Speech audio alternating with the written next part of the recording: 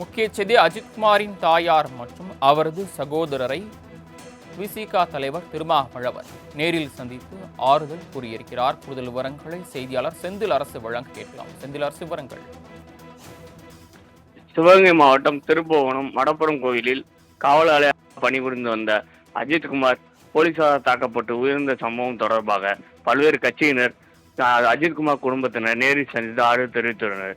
இந்நிலையில் இன்று காலை அமைச்சர் பெரிய கருப்பன் மற்றும் அதிமுகவினர் ஆர்பி உதயகுமார், செந்தில்நாதன் உள்ளிட்டோர் ஆறுதல் தெரிவித்த நிலையில் விசிக தலைவர் திருமாவளவன் ஆறுதல் தெரிவித்துள்ளார். இதுபோக இபிஎஸ் எடப்பாடி பழனிசாமி அவர்கள் செல்போனில் தொடர்பு கொண்டு எந்நிலையிலும் அதிமுக உங்களுடன் துணை நிற்கும் என்றும் தெரிவித்துள்ளார். விசிக தலைவர் இந்த வழக்கில் தொடர்புடைய ஒவ்வொருத்தரும் நீதிக்கு முன் கொண்டு வரப்படுவார், யாரும் தப்பிக்க முடியாது என்று உறுதியளித்துள்ளார். மேலும் நவீன் அவருக்கு அரசு வேலை வழங்கியுள்ளார்கள். திமுக சார்பில் அரசு வழங்கியுள்ளது. அதை குறித்து வரவேற்பு தெரிவித்துள்ளார். மேலும் நீதி கிடைக்க போராடுவோம் என்று விசிக தலைவர் திருமாவளவன் கூறியுள்ளார்.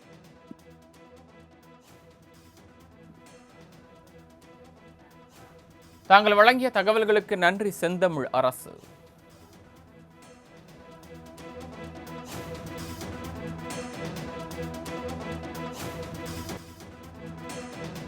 போலீசார் விசாரணையில் உயிரிழந்த அஜித்குமாரின் குடும்பத்தினருக்கு விசிக தலைவர் திருமாவளவன் ஆறுதல் தெரிவித்திருக்கிறார். அஜித்குமாரின் வீட்டிற்கு நேரில் சென்ற விடுதலை சிறுத்தைகள் கட்சியின் தலைவர் திருமாவளவன் அஜித்குமாரின் திருவுருவப் படத்திற்கு மலர் தூவி அஞ்சலி செலுத்திய பின்னர் அவரது தாயாரை சந்தித்தும் அவரது சகோதரனிடம் இதனை எந்த வகையிலும் நியாயப்படுத்த முடியாது என்பதை அனைவரும் அறிவோம். மாண்புமிகு முதலமைச்சர் அவர்கள் உடனடியாக இதிலே தலையிட்டு உரிய நடவடிக்கை எடுத்திருக்கிறார் என்பதும் நமக்கு ஆறுதலை தருகிறது. இந்த புலன் விசாரணையை சிபிஐ விசாரிக்கட்டும் என்று அனுமதித்திருப்பது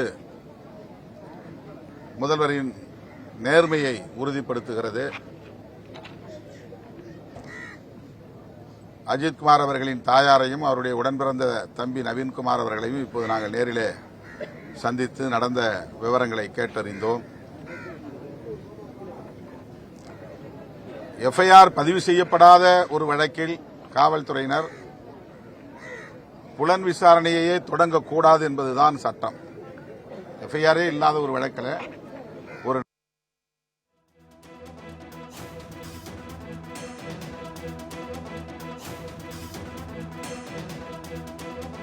என்பது அதிர்ச்சி அளிக்கிறது.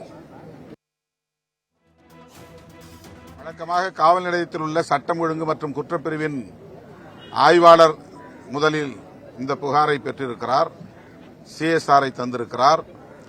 எந்த முகாந்திரமும் இல்லை என்பதனால் வீட்டுக்கு அனுப்பியிருக்கிறார்.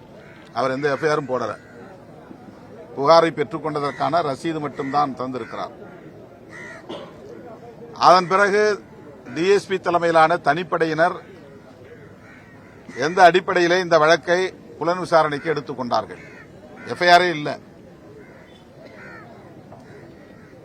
இதுவே ஒரு அத்துமீறல். அதன் பிறகு இப்படிப்பட்ட கொடூரமான தாக்குதலை நடத்தி படுகொலை செய்திருக்கிறார்கள். உச்சநீதிமன்ற நீதிபதிகள் தார்குண்டே, வி.ஆர். கிருஷ்ணய்யர் போன்றவர்கள் காவல்துறையினரை குறித்து சொன்ன கருத்துக்கள் இன்றைக்கும் உச்சநீதிமன்ற ஆவணங்களில் அப்படியே பதிவாகி இருக்கின்றன. காவல்துறையினர் சட்டப்பூர்வமாக அங்கீகரிக்கப்பட்ட ரவுடிகள் என்று பதிவு செய்திருக்கிறார்கள்.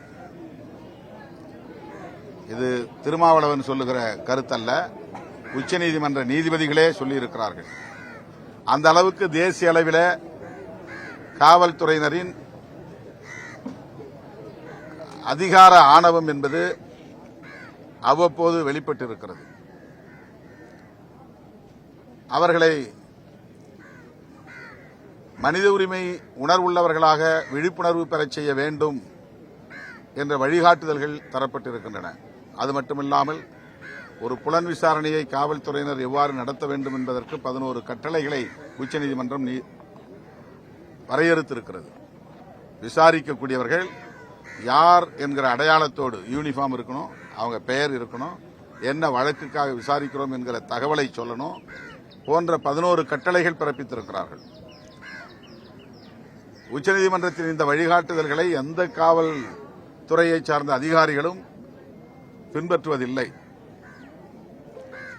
எந்த வழக்காக இருந்தாலும் புலன் விசாரணையின் போது இப்படித்தான் செயல்பட வேண்டும் என்கிற வரையறைகளை இவர்கள் பின்பற்றுவதே இல்லை. இந்த வழக்கில் விசாரித்த 5 பேருமே யூனிஃபார்ம் இல்லை, சீருடை அணியவில்லை. யாரோ வழிப்போக்கர்களைப் போல, கூலிப்படை கும்பலைப் போல திடுமென அவர்களை வந்து தூக்கி சென்றிருக்கிறார்கள். இந்த வழக்கிலே எந்த தொடர்பும் இல்லாத அஜித்குமாரின் தம்பி நவீன்குமாரையும்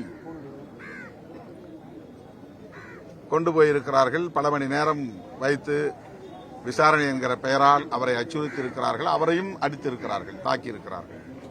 எனவே இது வெறும் போலீஸ் எக்ஸஸ் என்ற சொல்லுக்குள்ளே சுருக்கிவிட முடியாது. இது ஒரு ஸ்டேட் டெரரிசம், அரச பயங்கரவாதம். இதனை மிக வன்மையாக கண்டிக்கிறோம். முதல்வர் அவர்கள்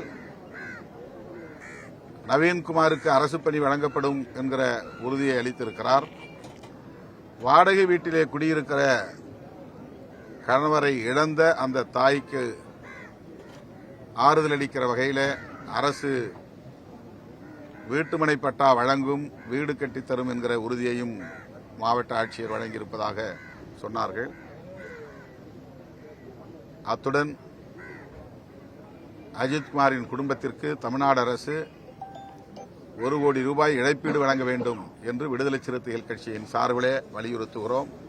எத்தனை கோடிகளை கொடுத்தாலும் ஒரு உயிரை மீட்க முடியாது. ஆகவே அரசு திராவிட முன்னேற்றக் கழகத்தின் சார்பில், கட்சி சார்பிலே இழப்பீடு தொகை வழங்கப்பட்டிருக்கிறது என்றாலும் கூட அரசு அஜித்குமாரின் குடும்பத்திற்கு இழப்பீடு வழங்க வேண்டும் என்று வலியுறுத்துகிறோம்.